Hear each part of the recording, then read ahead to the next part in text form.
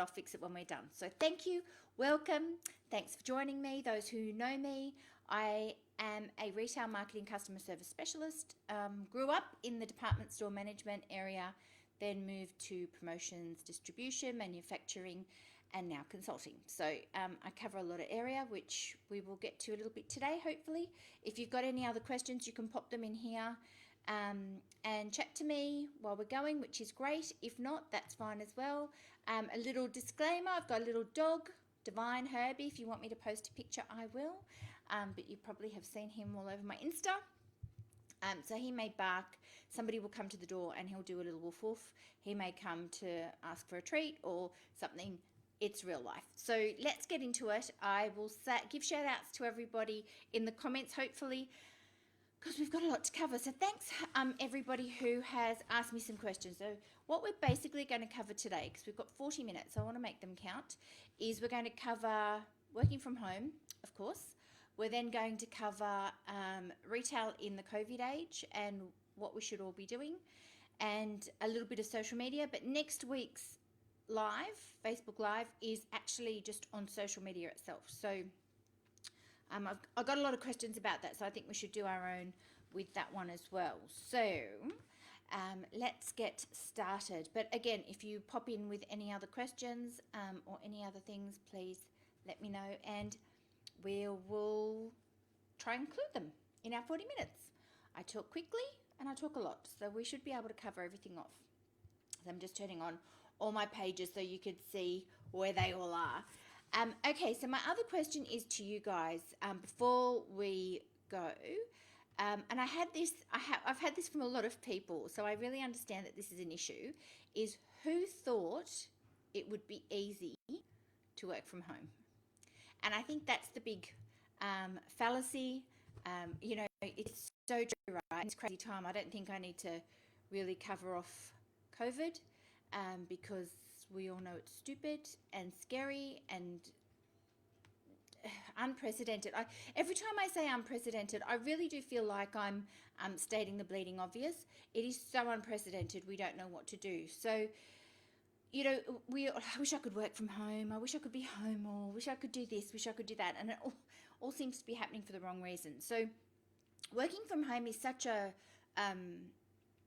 it's such a skill of balance, and I think that's the thing that a lot of people forget. So I'm going to go through some points. I did a little post on this, a little short video, and I got a lot of people saying, can I elaborate? So there should be a post coming out today. I'm sorry that I couldn't get it finished before this live, but client work has kept me busy, which is great, but it means that some of my stuff, mechanics, car, and all that. So let's remember it's business as usual. So when you have when you're working from home, you've got to remember that this is not, I'll try and fit in work amongst my housework, or I'll try and do some housework amongst my work. When you're at work, you're at work. When you're at home, you're at home. So if you want to do something before you go to work, now the great thing is start work at 9 o'clock, business as usual. That's our topic. That's great. But when you do that, then business as usual, you've got to start work at 9 o'clock. But if you from 7 till 9 want to empty the dishwasher, put a load of washing on, do some dusting, clean the dog bed, whatever, great idea. But at 9 o'clock you work. If you want to do something in between, then take your morning tea time to do something, take your lunch time, take your afternoon tea, and then at 5, 6 o'clock, whenever you finish, you choose that time, you then get back to your life. But it's such a, and I'm still guilty of it. And when I'm doing it, when I do it, I like beat myself up and then have a few really good days and then find myself just going, I'll just do this before I start. But once you do that, it's a rolling ball. So really try and be quite sort of strict with yourself and sort of talk to yourself in that we're at work now, which we'll get to another point about that in a sec. Then the next important thing is to make a space. Make a space for yourself in your house. Now, I am perched on, I have a desk that I don't really use because I don't like that it looks against a wall. So when we moved, I had to sort of, that was one of our trade-offs, isn't it? When you find your home, you've got to go, okay, I can't do this. So I have a desk, don't really use it. I do store all my work stuff on it, but I perch myself on the end of the dining table. I've got my setup all there. And then when I need to pack it up, it packs up. I can either put things on my desk or I can pack things up quickly. So, but I have magazine holders, I have letter holders, I have folders, I have my little stationery tub. I have all of that so that when I'm working, for me, my desk can be anywhere. So really important to make your space so that that's where you go, where you sit, where you work. You're not sort of perched on the end of the sofa. You're fitting into everything as you go. Sometimes I work on our breakfast bar, which is where I am today, because I just want to have a little bit of a different position, or I just think, just mix it up a little bit. But generally make yourself a space. And if you have a space, then that's really, you can get your head into work mode. The third thing to really remember is to get dressed and do your hair.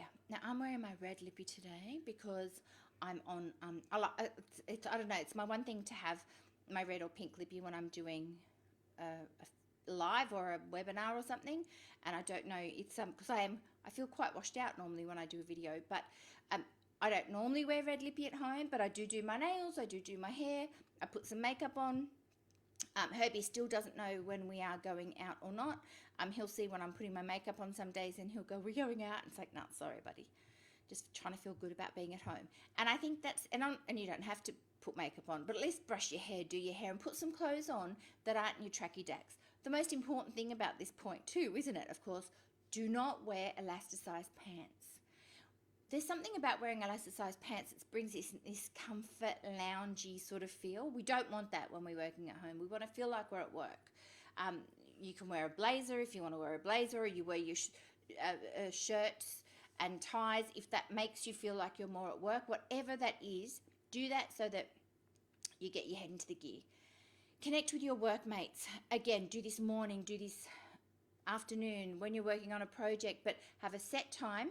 Touch base with everybody in the morning, touch base with everybody at the end of the day, because yes, it's business as usual, but you need to change some of the things that are going on for you and the people that you're with. So don't, also too, don't ring every 10 minutes every time you have a question. And I think that's a really important thing, because a lot of people will be like, "Can I just ask you a question?" That's a really unproductive way. So whether you're using Slack or Dropbox paper or Monday or whatever you're using, or whatever productivity, use your productivity software, but then physically have a face-to-face. The great thing about technology, we can do it anywhere, but see them face-to-face, set up a certain time and do that religiously, because then yep, I'm going to be talking to them at 4 or 3. I can cover that off or send them a message, but at least then that keeps you a little bit connected. And don't make it all about work, of course. I think we have to remember we're humans, and this is a very extraordinary time, so we need to make some allowances. So yes, we're humans. How are you going? What have you been doing? Look what I cooked, whatever. But try and be a bit human around that contact, because it's really important for our mental health, and especially too because we're being told all the time we don't know when this will end. We don't know what's going on. People are still dying. Boris is in hospital, all that stuff. So there's a lot of extraordinary stuff that we have to really consider and allow for in this time, because if it was a normal time, I would be like, business as usual. If you want to have your chat, do it after work, but it's a little bit different. Ask others for their tips about working at home. I think that's a really good one. Like, how do you find it? What do you do? What do you use? What's your desk organizer look like? Do you have a desk caddy? Whatever it is. How do you organize your folders? All that sort of stuff. And around, like I've got 2 bookcases for my work stuff, and my client stuff sits all in it. So I try and have that, the home office in true style, not squeezing in my business in amongst my house, if that makes sense. And people are always free with advice. You can even Google it. God bless Google. Do not get distracted. That's a given, right? Now, I must admit, since we got our puppy last year, every now and then I think, oh my God, he looks adorable. I need to have a cuddle. But I don't do that on the hour, every hour. And I think when we get distracted, that also leads us to sort of losing our train of thought. So segment your days. So put that into whether that's a 45-minute block and get up and stretch, or an hour, get up and stretch, 2 hours, whatever you're comfortable with, whatever works with you for work. I think it's really important that you employ that. So then in that sort of way too, don't forget then you've got to take that time out. So when you're going into that, okay, I'm head down, bum up, then in my head I'm going, okay, I'm having a walk at lunch, or I'm going to get up and do my stretching. Whatever your morning stretches, you might do them in the middle of the day, or something, because you do need to take a physical break, because you're at home all the time. It's a different thing. It's not like you're getting dressed and going out. So just keep that balance, but do not get distracted. And on that too, turn your phone onto silent. Control the communication, when and where you take calls, when and where you answer, how you answer. So again, maybe after that 45-minute block, you have 10 minutes of answering SMSs and email. That might be a good way to do it. It's probably a good way to do that normally at your desk, how you are at work in the normal sense of the word, because that's a really good way to work. Let me do that, get that done, tick that off. So in my head, I'm being productive, and in the reality, you're being productive. And then I'm going to go and check on the next thing.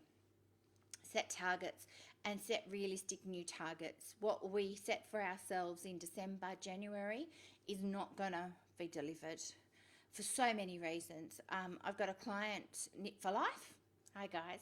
Beautiful not-for-profit charity, beautiful, beautiful babies knitwear, knitted in Zimbabwe, a lot of the founder's home birthplace and hometown birthplace, and the products are sitting on the dock in Zimbabwe and can't come here. So even if we wanted to, we could not reach our targets because we don't have product. We can't source similar product because it's very unique and nichey. So we have to set some new targets. So we've reset our targets. We've got some great things that we are working on, and you can bring a lot of the planning that you would do at the end of the year, bring it forward, work on your website, work on your comms, connect with customers, do some research. There's so many things that you can work into your business that you couldn't do normally because you're busy being busy, or the opportunity is there now because a lot of the resources and things you need for your business are not available because of COVID times. So really set realistic goals. And I say realistic, even, we always say, overpromise, underdeliver, underpromise, overdeliver. I truly believe we need to be a bit nice to ourselves at the moment, and I feel like it's so important to be really realistic and meet our objectives, whatever they are. So be really realistic, probably be on the soft side. Don't set ridiculously high targets for yourself or ridiculously huge goals. Meet them and then reset them, because I think that way too you feel like, okay, life isn't going, life isn't changing too much. I've got a beautiful Christine saying, previously I worked 1 day a week from home. That was fine. Now the whole week, I feel like I've lost the balance. Thank you for the helpful advice. You're very welcome, Christine. And I think that's the thing, isn't it, too, having that balance. So create your balance for yourself. And so this is the, have you guys seen the video of the beautiful Italian man who's putting on his jacket and going, I need my coffee. And his daughter saying, but Dad, it's all in Italian. Dad, you can't go out. We're under quarantine. And he puts his coffee on, puts his jacket on. I need a coffee. And he walks around to the kitchen window and says to his daughter, could I have a coffee, please? Because for him, the putting on the jacket, going out and getting a coffee is his normalcy. So maybe that's the thing too, Christina. That's a really good point, is create your new normal.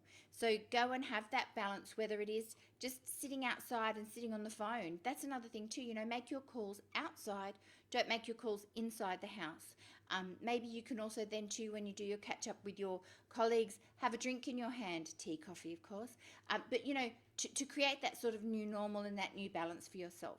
Hope that helps. So we're going to go into surviving retail. 14 minutes in. Any other questions about or comments about working from home? Yeah. We've got a few people saying it is careful what you wish for. Yes. And it took me a long time to do it properly. And I found that I was faffing around during the day, and then I'd be working through the night because I had to get things done. So it is about balance, and it is about finding what works for you, but really strictly putting it into your head. I'm at work. What does work look like for me in my home?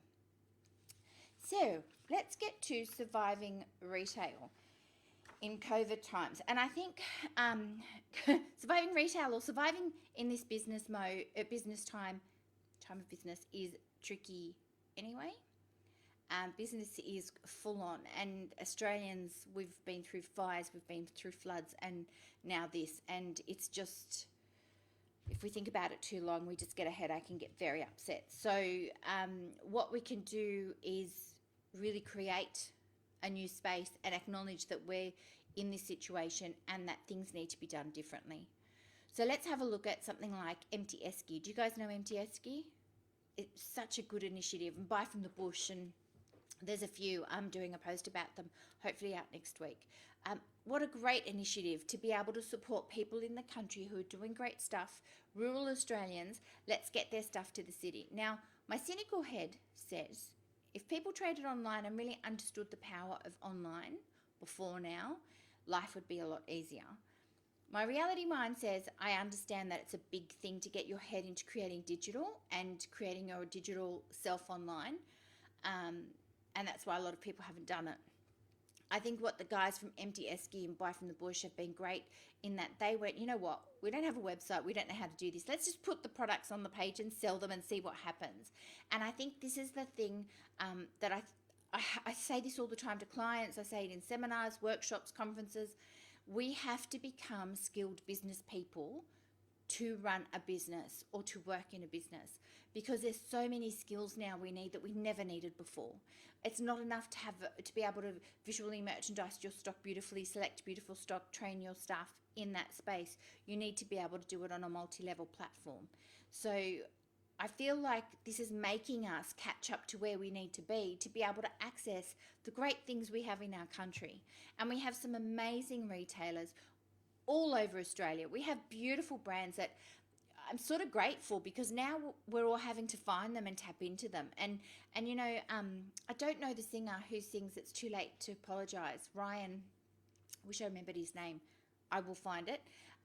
He said he's looking forward to this time with his family, because he knows that when his kids are his age, they're going to remember, or he hopes that they'll remember this time as when they spent time with their parents, they cooked at home together, and they really built their family and their family cell. And I think that's a beautiful, beautiful, beautiful thing. I think that's a really powerful thing. And I think if we can flip our heads around that, how can I find some local growers? Doesn't matter that you can't find things at the supermarket. Let's all forget about the supermarket. I'm not queuing outside with 40,000 other people to go and fill my trolley in 30 minutes. It needs to be done. I totally respect that. But for me, that's just over the edge. So let's find some great growers. You know, there's been some great talk about the milk producers that are in Australia who, you know, do some really good things that are keeping our money in Australia. And this is the thing around surviving retail at the moment, is that we are truly a locked island, and we need to find our resources and support internally.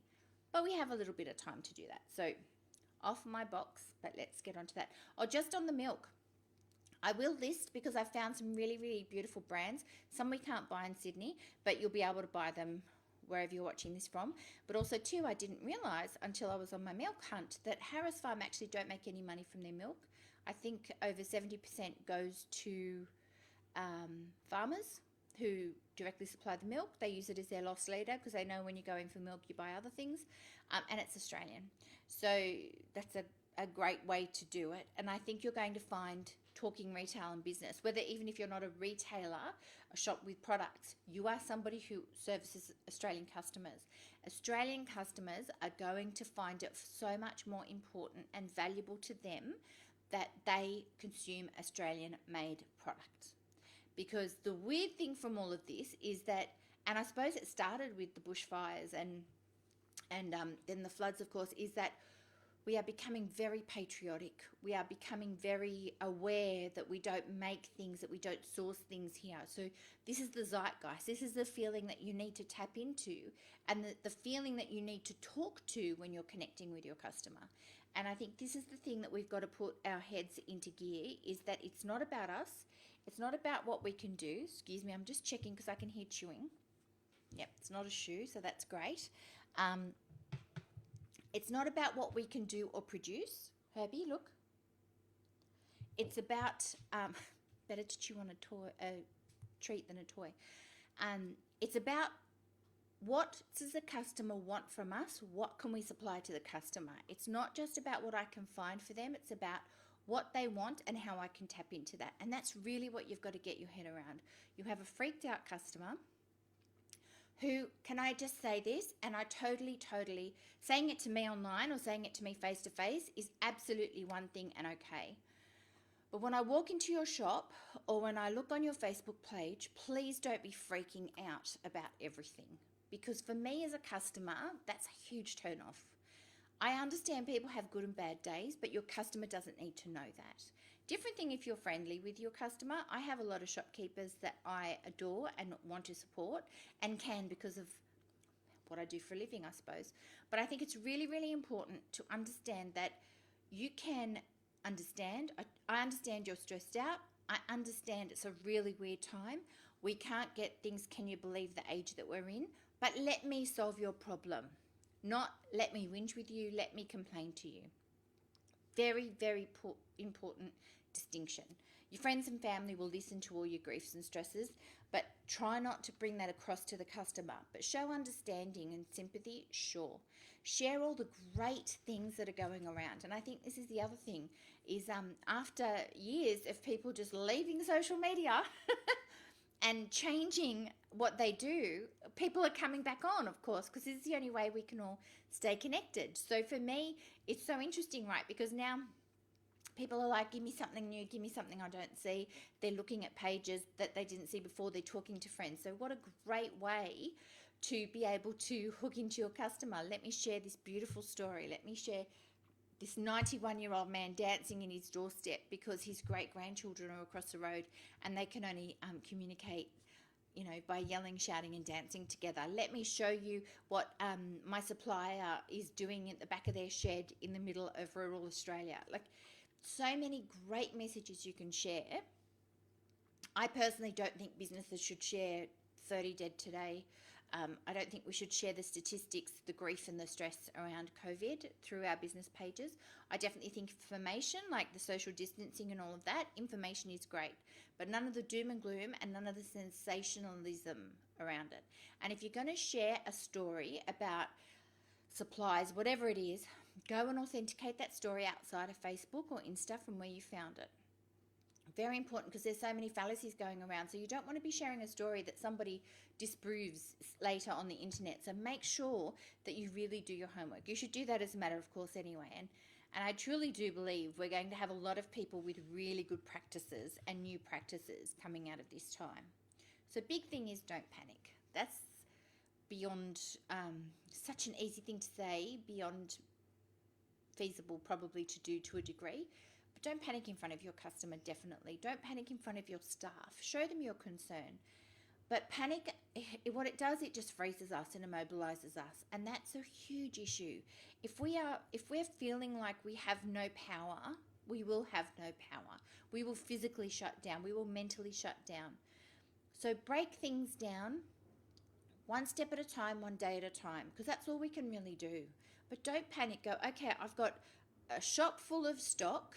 I've had to close my doors because people don't want to come in and shop in this environment, or I don't want to keep my doors open because I don't want to put my family in jeopardy. Whatever it is, that's fine. But you need to sell the stock. So step one, let me sell what's in the shop. Hopefully you have a website. Hopefully you have a Facebook page. Hopefully you have an Instagram page. In that order, right? So shop, yay. Then we've got those other two things, Pinterest, whatever, tack those all on. But start with your website. The website you need to sell from. I will get back to, we will do an online probably the week after next, but you need to sell from your website. And putting a picture on Instagram and going, call me if you want this, is really, really not going to get you a lot of sales, like putting it in your shopping cart and putting a link across.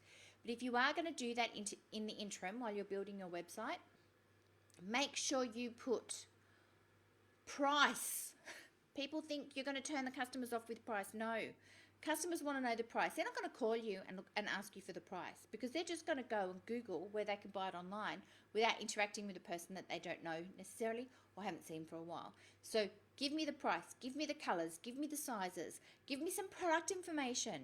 And I think the big thing around that too is about, you need to use digital like your silent salesperson. So what would a person need to do? So once you start okay, I need to do that. I need to get that info. You've started to now get into doing mode and less panicking mode, which I think is great. The big thing I keep saying to everybody, and I know you're probably seeing 1,000 posts, right, around how to thrive, not survive through COVID. I think that's terribly unrealistic. I think we just need to get through this time. If you thrive, bonus. If you don't, that's okay. You got through it. I think we need to survive this. I think we need to be realistic. I think we need to stop torturing ourselves.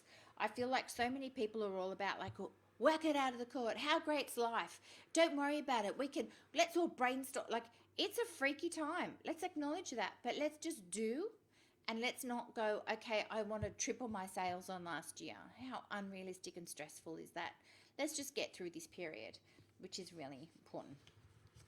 As I said before, be honest with yourself and your crew. Be honest, but don't be alarmist. I think once the people who are working with you really understand that you have a grasp about what's going on, then they will come along with whatever you decide, which I think is really important. Feel the fear and do it anyway. Such good advice, right? I think this is whoever said this they should get a Nobel Peace Prize, because often we are crippled by that fear. Don't get crippled, just do. Just go, oh my God, if I do this, it'll freak me out. A couple of weeks ago, I did like a little video around keep calm and keep shopping, shop local. And not really that it's a field of fear, because I've done videos before, but I was like, oh, my hair's not great. I need to put some makeup on. And I was like, you know what? I'm just going to do it. I'm going to do it. It's not going to look as good as my normal videos do. The lighting was weird. The message got across, and I had some really good feedback on it. So sometimes we've just got to let go of what we would normally and ordinarily join, right? So just relax and let that go. If you do have a fear, acknowledge it, and then have some steps to go through it, or ask somebody to support you as you go through it. But it's so important. I think having fear comes from a lot of places, and one of them is definitely acting out of your comfort zone. And this is the time in the history of us for our generations to come that we need to act outside of our comfort zone. So chances are, if you're feeling it, you should do it, because it will have a good result, because it's different to what you normally do. Get your head around selling online quickly. I've already covered that. Sorry, I should have read my notes. The time is now, right? Don't discount. Like, I definitely think if you're going to shop online, if you're going to sell online for people to shop online, Shopify is your big go-to. Don't mess around and fuss around with other sites. Shopify, and if applicable, Etsy. So important, because you'll be able to create your little brand story. Because remember too, you're doing it, but you still need to look like the brand in the business that you are. You'll be able to do that, and they've got some great little tools. You don't have to overthink it. You can just literally plug and go. Connect and collaborate with your neighbours and fellow retailers. Good one, right? So important. You know, even if they're shut, you know who they are. What are you guys doing? Mother's Day is coming up. Easter is this weekend. But I feel like a lot of people, that will probably be around food connection. But Mother's Day is coming up, and we don't know what's happening for our Mother's Day. I certainly will be standing at my mother's gate waving and yelling at her. But a lot of people won't be able to travel to their mothers. So maybe you guys could do a neighbourhood giveaway for mothers in your area, or something like that. So even if you want to find out who's got bubble wrap, I'm forever dropping bubble wrap into stores and boxes that I get online orders into shops, because they can use them, and I hate throwing them away. But who's got bubble wrap? Do you have some boxes? Or you now need to buy the bubble wrap and the boxes to do your orders online, because you've not done that before. But chances are you've got a neighbour who can utilise that. Maybe split the costs with them. I have done projects many a time where I've encouraged retailers in the same area to buy some commercial stationery and split the cost. So things like that, where you can really collaborate with somebody. You can also support them, and I think it's a really important thing, right, to be able to support. And I will talk about a bit more around collaboration ideas and communication ideas for neighbours at a later Ask Me Anything, and it will probably be within the Business Crew group, which will be a private chat for people in that group, but we'll talk about that. We're blinking. I don't know what that means. Please God, Foxtel, keep it together.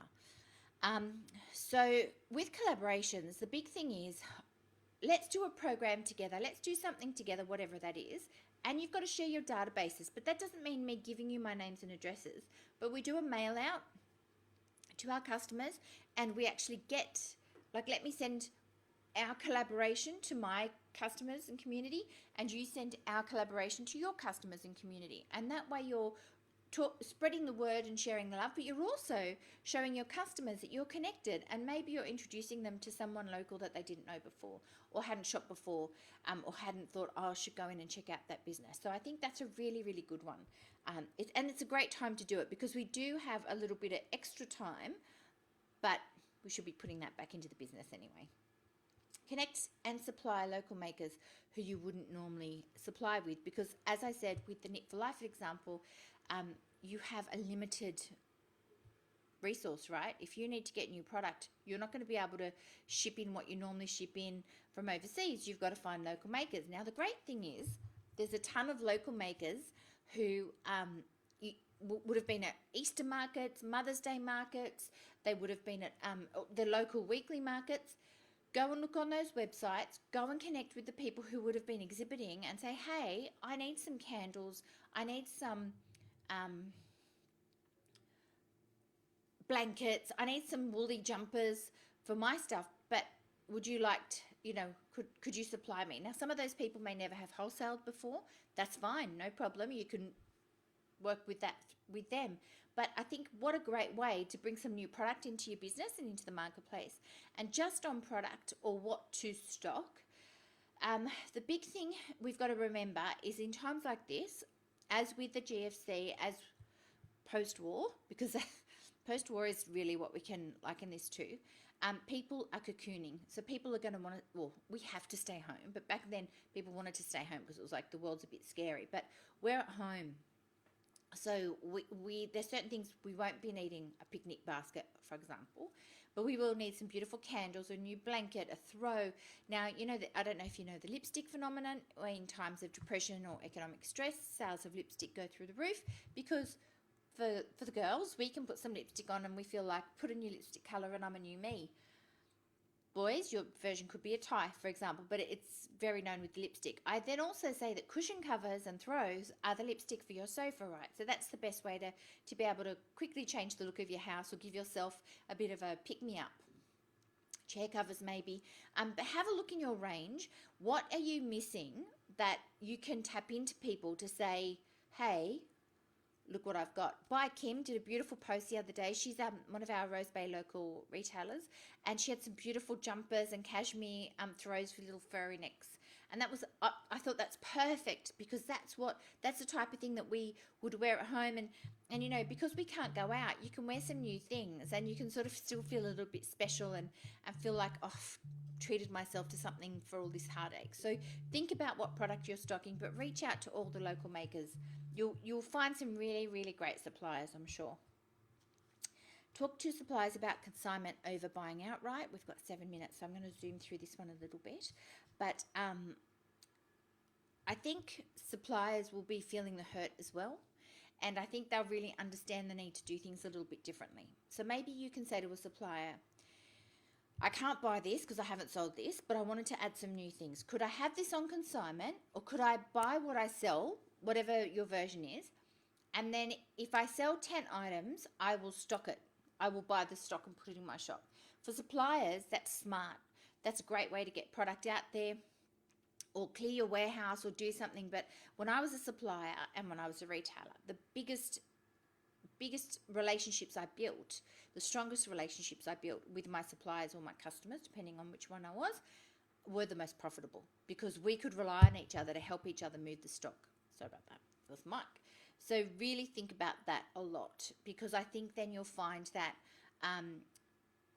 where you thought, where am I going to get this money? You can sort of do it backwards because they're going to have a warehouse as well of stock. Don't panic. I've written that again. I can probably write that for every second point. Don't panic. Just do. Really important. Just do it. Make your list. Figure out what you need to do differently and just do it. Oh yeah, that's the other thing too. Sorry, of course. So family games. What a great thing to add, because families are going to be stuck at home. Give kids ideas. Now, I asked on our community page, what are you guys doing for your kids? So people shared their great ideas, but there's so many people who are doing really good things online with learning and items around that. Now, you can share that on your business page. Anything that you see that is, great for family fun, or you might not stock it in your store, it might be digital, or it might be virtual tour of the Louvre, or whatever it is. But if you share that, your customer's going to go, hey, they've got my solution. They really understand the grief I'm going through.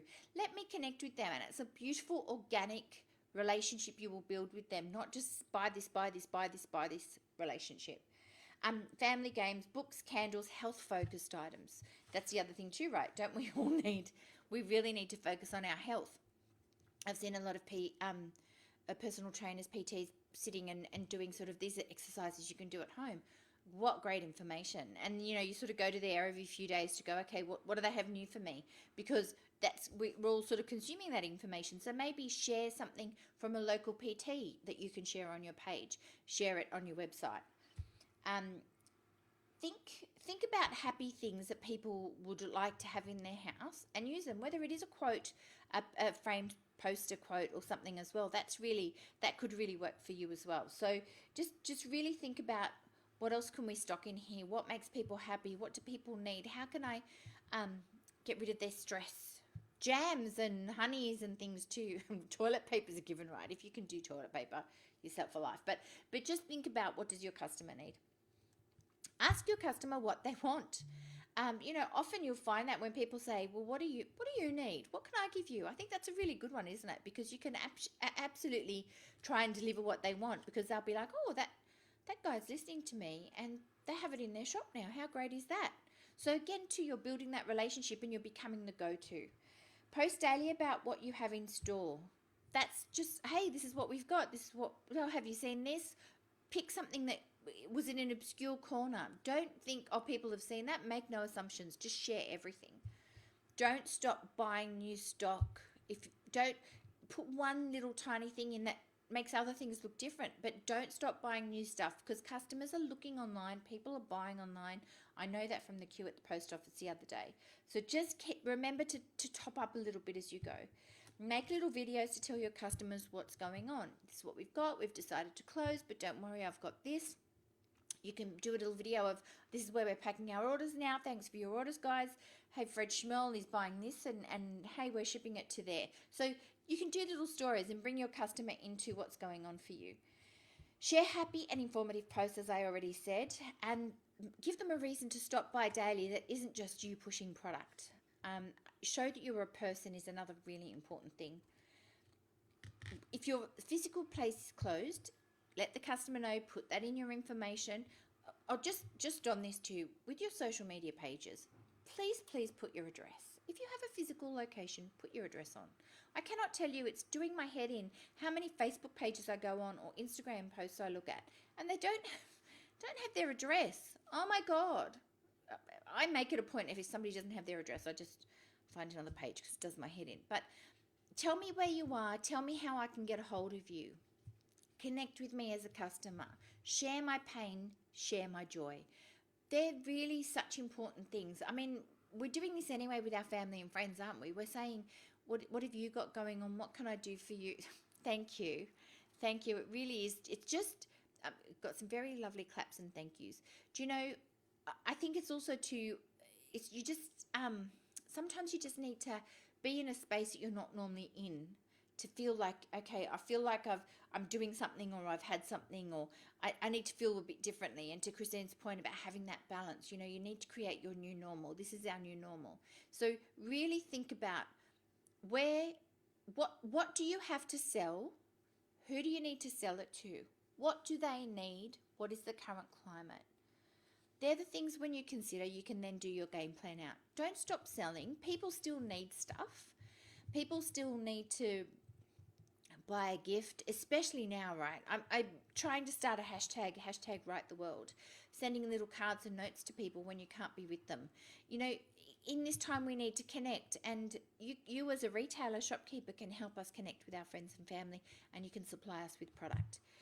So with 50 seconds to spare, I don't have any questions. Got lots of lovely comments and waves, which is lovely. Thank you.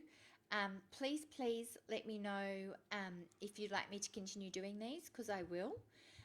Happy to do this, happy to address some questions, help you guys out where I can from here, because we are really in unprecedented times. I wish you and your families well. I wish your business good survival through this period. And yeah, thank you for joining me. And you can check out my website, magnoliasolutions.com, or you can just really put my name into any of the social media sites and find me. Thank you guys. Have a great afternoon. Thanks for your time. Bye-bye.